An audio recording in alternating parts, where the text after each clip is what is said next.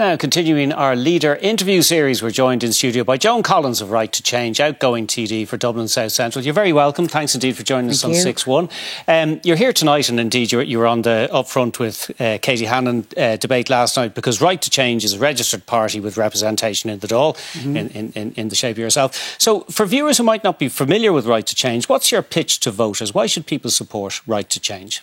Well, I think the Right to Change came from the mass anti-water charges campaign. The policies came from communities, trade union activists and progressive left parties. 10 human rights policies were formed out of that. And what I'm proposing and putting forward to the people is that we need radical change in our thinking about how we run our public services. I'm knocking on doors, and every 4 or 5 doors you're knocking on, you're either meeting a parent with a son, a daughter, or a son and daughter with grandchildren, maybe a grandchild with special needs, and the expenses and the pressure that's putting on that family of overcrowding, not being able to access treatments, assessment of needs, therapies, paying out of pocket to private consultants and therapists. There's huge pressure, and people don't believe the figures that have been thrown out by Fianna Fáil and Fine Gael of 50,000, 60,000 houses getting built. They are not seeing the opportunity of them getting a home.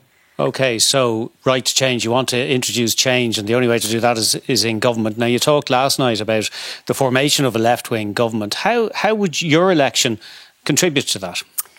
Well, I'm one candidate standing for the Right to Change, but there are 56 other socialist and left-wing community candidates standing in this election. But you're not on a common platform? Well, we'd be on a common platform of public housing and public land, public health care, access to direct, free access to health at point of entry, and we'd be same in relation to access to assessments of needs. All those public health issues we would be very similar on, and I think we could form a policy to put forward. OK, well, you went to all the trouble of registering Right to Change as a political party, but you're the only candidate standing. Did you have more ambitious plans for getting people on board? We had. The unfortunate thing was that COVID hit as we registered, and it was just impossible to do anything in the early 2020s, and you know, it's just been difficult since then to be able to develop it.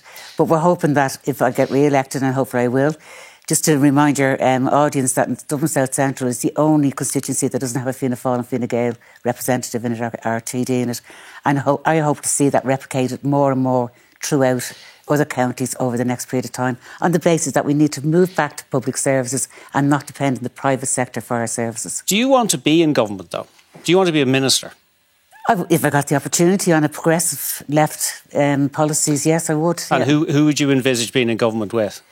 Whoever is willing to stand on the policies that I'm putting forward, a public programme of housing, looking at the Sláinte Care reports that was supposed to be implemented over the last 8 years and hasn't been, reviewing that and bringing that back on the agenda and implementing that for workers and for patients in health. OK, last night you were agreeing quite a lot with Richard Boyd Barrett of People Before Profit, and if somebody was in Dublin South Central, why should they vote for you rather than the People Before Profit candidate who's part of a larger group and more likely to be in government? Well, I think because I've experience. I've been elected since 2011. I've been a councillor since 2004.